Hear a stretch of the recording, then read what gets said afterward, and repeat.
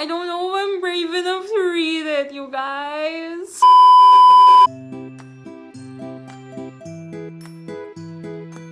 Hello guys! I missed you all so much. I have not had the energy or the motivation or the inspiration to film these past few weeks. I think I only filmed the first week of August for my weekathon / August TBR, and that was it. And now I'm back to film my wrap-up video. So yeah, did not make any content in between. I guess, I don't know.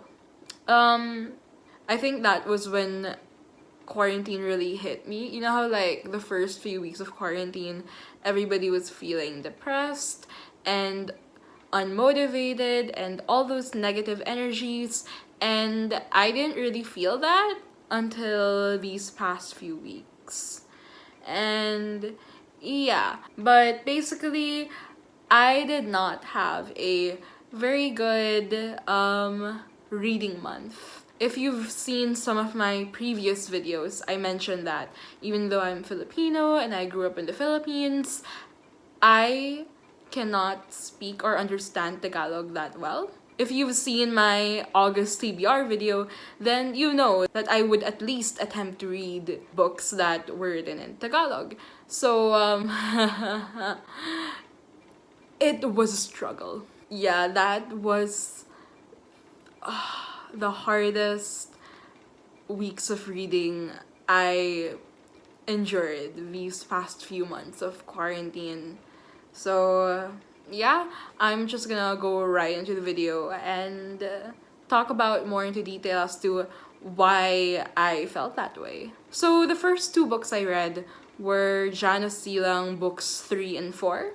So for book 3, we have Jana Silang at ang 77 pusong. And for number 4, we have Jana Silang at ang hiwagang may dalawang muka. So yeah, Jana Silang is a science fiction fantasy novel written in Tagalog. So not only did I have trouble with the language, I had trouble understanding like scientific terms and fantastical terms and just imagining this world building. So not only as a reader are you trying to envision what you're reading, what you're trying to envision is in a whole other language that you're not entirely familiar with.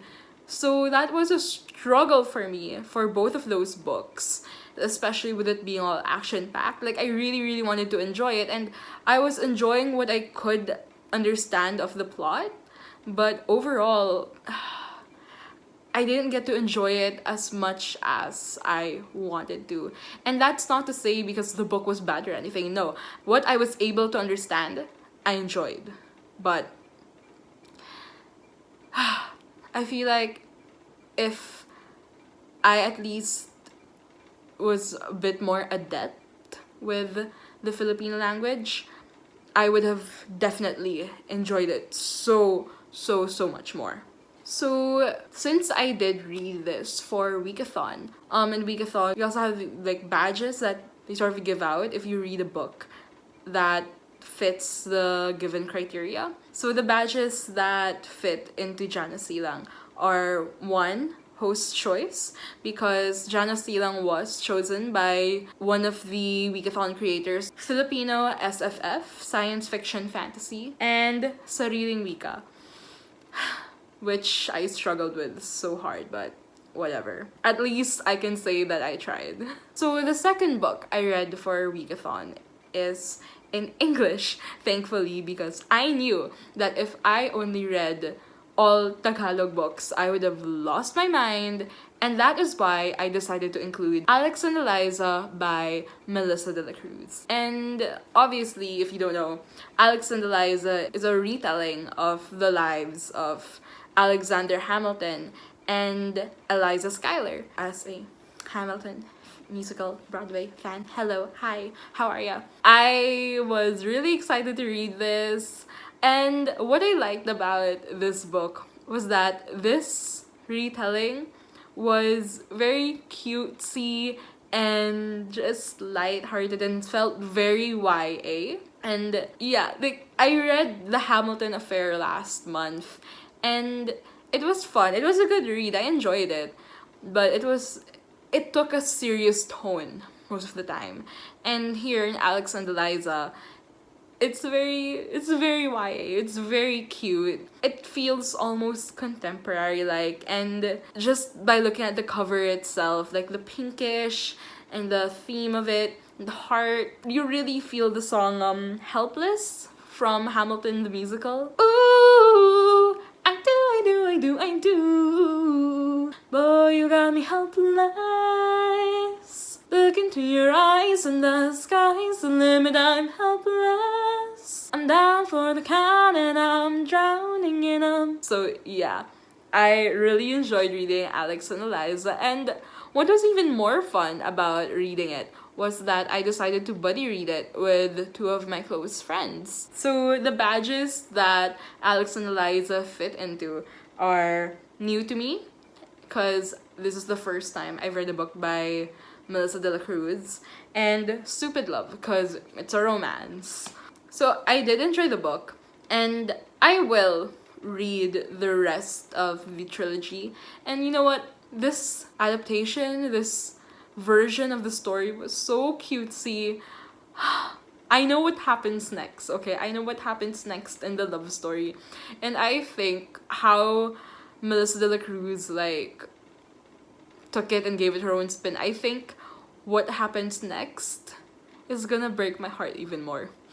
If you know the story of Hamilton and are familiar with the love story of Alexander and Eliza, you know what I'm talking about. Oh my god. The next book I read for Weekathon was Insurrecto by Gina Apostol. So, if I hadn't decided to buddy read this with my friends, I think I might have DNF'd it. I know, and it's like, it's kind of hard to say because I know a lot of people enjoyed the book, but I don't know, I just felt so confused by what was going on. I don't know if it was the writing or the narration, like, it was only like the latter half of the book where I was really starting to get into it, but like, I don't want to wait that long to get that into a book. Like, come on. And I don't know, like, all the female characters, their POVs, they were just written so similarly that it was so hard to distinguish who was who. I don't know if not putting like the name of the character's POV like at the beginning of the chapter, like as a chapter title or something, was like a decision made by Gina Apostol. Like, I don't know, it was kind of hard for me to get through. But like, what I did enjoy about it was that since it does take place here in the Philippines, there's a part in the book where they talk about these Filipino dishes, and they don't say the name of it. It's just something custard or blah blah blah. And me and my friends spent like 20 minutes, okay, maybe that's an exaggeration, maybe 10 minutes or so, just debating what dishes those probably were. I can't remember what we decided on. And then the next day, I talked to my mom. I was like, Mom, what dish could this be? And she was like, I forgot what she told me. But yeah, moments like that were fun. That's what's fun about reading a book that takes place in the country you live in. You can relate to it so much more, which I rarely get to do, because most of the books I read do take place in other countries. Maybe that's why I use books as an escapism. It doesn't take place in the country I live in. Anyway, so Insurrecto fits into the badges or the criteria of new to me, because I have never read a book by Gina Apostol before until now. And modern Pinoy. I'm pretty sure it fits into modern Pinoy because it goes back and forth between modern day Philippines and the past. But since it mainly does take place in modern day Philippines, it should fit into that. The next book I read was Dekada Setenta. Big disgrace! By Luwalhati Bautista. And it was not what I expected. Because I was expecting a book from maybe the POV of like an activist or something, like full on protesting, for me to like see through the book like what exactly was happening during martial law. And that was how people would describe it to me every time I asked what Dekada was about. They'd be like, oh, it's about martial law. And I think that's not exactly correct. I think if we were to be specific about it, it would be that Dekada is about a woman being a mother during the time of martial law. And I think that's a very interesting take. It was not something that I expected, especially since some of my friends did mention that there was like torture and whatever in the movie. And I think that was why I was expecting something totally different. Not that this story was unwelcome. It was just, I don't know, I put like my expectations on something, and I wouldn't say I was disappointed, but maybe I was just caught off guard. I still enjoyed it nonetheless. And as a book that was written in Tagalog, I actually had an easier time with this compared to reading Jana Silang. And I think that's just because Jana Silang had so much sci-fi and fantasy terms and a whole bunch of world building that it was so hard for me to get through.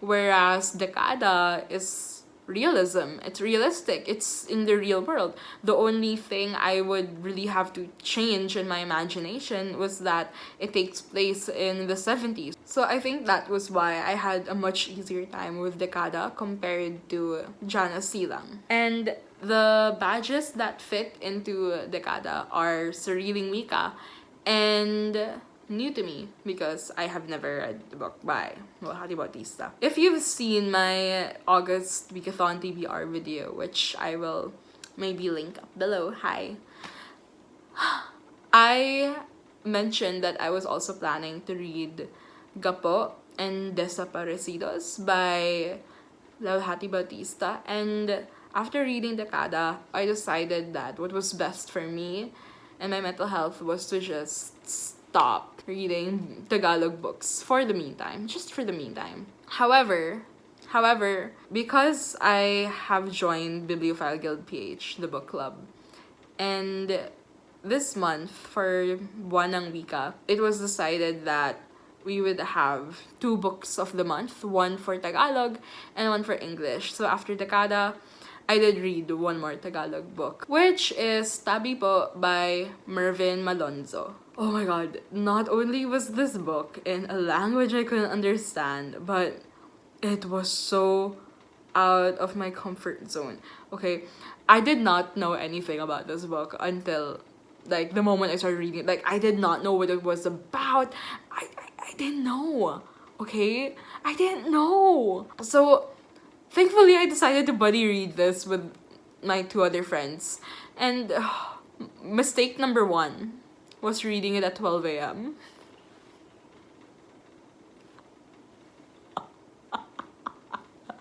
Oh my god. If you don't know what Tabi Po is about, it's about aswangs. If you don't know what an aswang is, it's basically it's a Filipino monster, which this specific monster has so many kinds of versions over the years. Like, the version I grew up knowing was that aswangs just eat children, but this one in Tabi, the aswang in Tabi Po just eats everyone and everything. Basically like a vampire, except they don't just suck the blood, they eat you. So number 1 mistake was reading it at 12 in the morning. Thankfully, I did read it with my friends, because if I was alone, no, I would have like stopped because I don't think I would have had the courage to go on by myself because I'm that much of a coward. Like, okay, fine. Like, the story was really interesting. I really loved the spin that Tabi put on, like, well-known folklore here in the Philippines, and included, like, references and nods to Rizal's works and nods towards Catholicism. And some people might say that it's blasphemous or whatever, but I wouldn't think so. So in Tabi po, it's about aswangs. I'm not gonna go into more detail than that because thinking about it might still give me nightmares. Really, guys, I'm just that much of a coward. I have nothing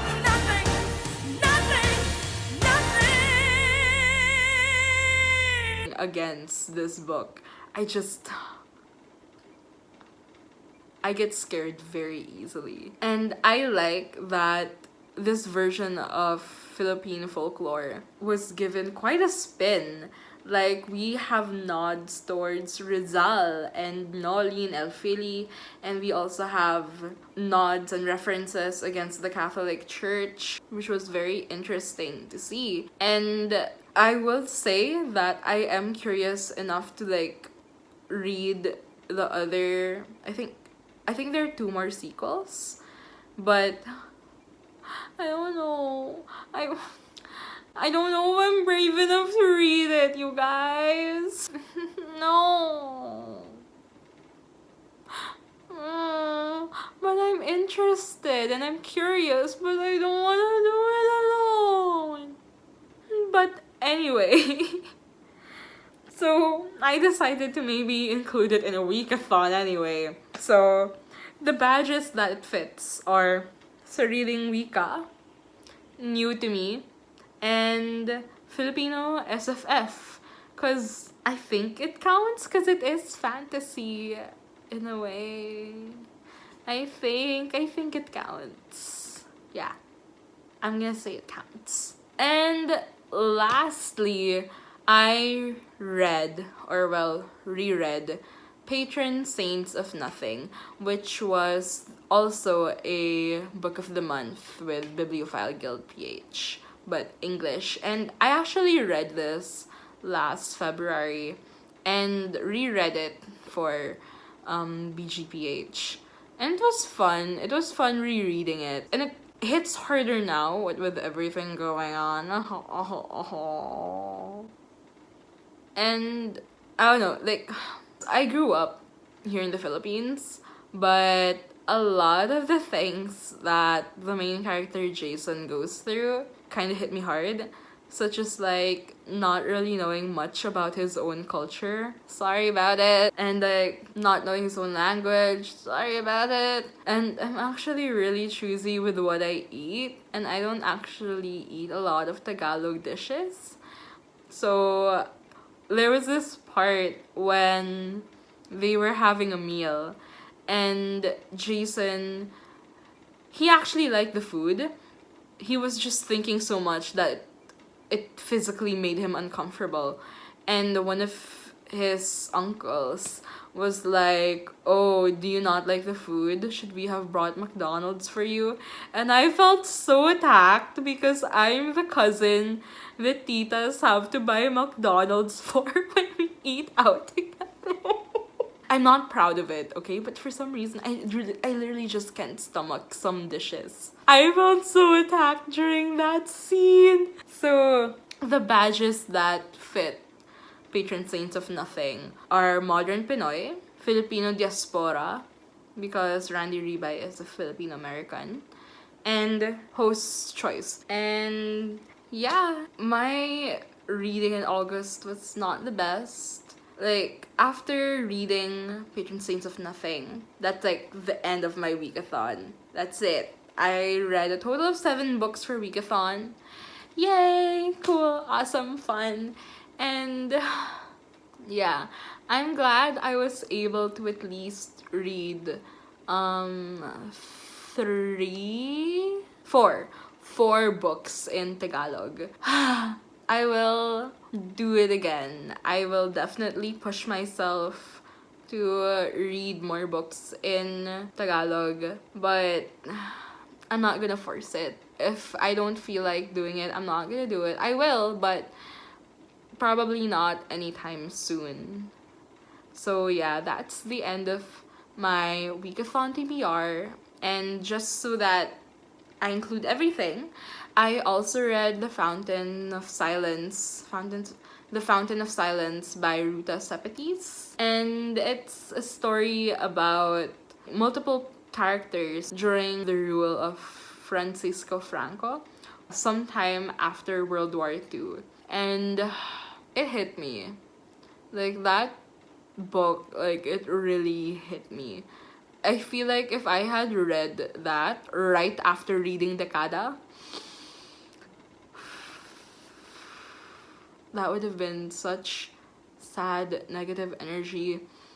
Like, I wouldn't have known what to do with myself if I had read it one after the other. But yeah, definitely gonna read more Ruta Sepetys books in the future. I've heard a lot of good things about her book Salt to the Sea. So yeah, hopefully I'll be able to grab a copy soon when this fucking quarantine ends. But yeah, that's it for my overall August TBR.